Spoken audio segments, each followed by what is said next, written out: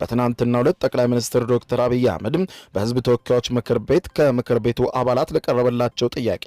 ምላሽ በሰጡበት ወቅትም የቀይ ባህር ወደብ ጉዳይ ለኢትዮጵያ ያለውን አስፈላጊነት የሚያጠያይቅ አለመሆኑን አስምረው ተናግረው ለኤርትራም ቀጥተኛ መልእክት ልከዋል።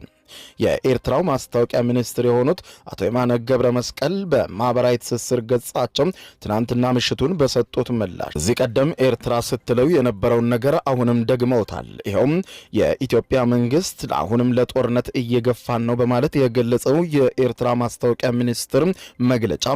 በዚህም በአንድ በኩል ኢትዮጵያ የጣና ፎረምን በማስተናገድ በቀጠናዊ ሰላምና መረጋጋት ላይ ለመምከር ትሰባሰባለች በማለት ገልጸው ነገር ግን ሀገሪቱ ጦር አዛዥና ሌሎችም ከፍተኛ ወታደራዊ አመራሮች ግን የማያቋርጥ የግጭት አጀንዳ እየቀሰቀሱ ነው ስትል ኤርትራ ከሳለች። ኤርትራም በተደጋጋሚ ይህንን ጉዳይ የምታነሳው ሲሆን የወደብ ጉዳይና የወደብ ጥያቄን ለመሸሽ ብዙ ጊዜ ኢትዮጵያን በጦር ጠማቂነት ስትከስ ትደመጣል። የኤርትራው ማስታወቂያ ሚኒስትር እንደ ሁልጊዜው አሁንም መግለጫቸውን የደገሙት ሲሆን ኢትዮጵያ የጦርነት አጀንዳም በእኛ ላይ እያራመደች ነው በማለት ገልጸው በተለይም ደግሞ ኢትዮጵያ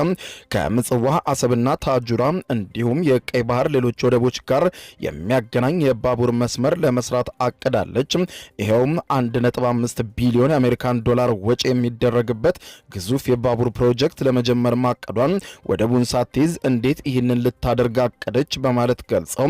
ይሄም መረጋጋትና ቀጠናውን የሚያምስ ነው ብሎታል። እንዲህ አይነቱ አካሄድ በቀጠናው ላይ መረጋጋትና ሰላምን ለመፍጠር ከሚያስችሉ ዓላማዎች ሁሉ የራቀ ነው፣ ከትብብር ፖሊሲዎች ሁሉ የራቀ ነው ያሉት የማስታወቂያ ሚኒስትሩ አቶ የማነ ገብረ መስቀል ቀጠናዊ ሰላምና ትብብርን በእርግጥ በዓለም አቀፍ ሕግና ደንቦች እንዲሁም የእርስ በርስ ሉዓላዊነትና የግዛት አንድነትን ሙሉ በሙሉ በማክበር ላይ የተመሰረተ ነው በማለት ገልጸው በዚሁ በተለሳለሰው መግለጫቸው ላይ በተለይም ደግሞ ኢትዮጵያ የተዛቡ አመለካከቶቿን ታስተካከል ሲሉ ገልጸዋል።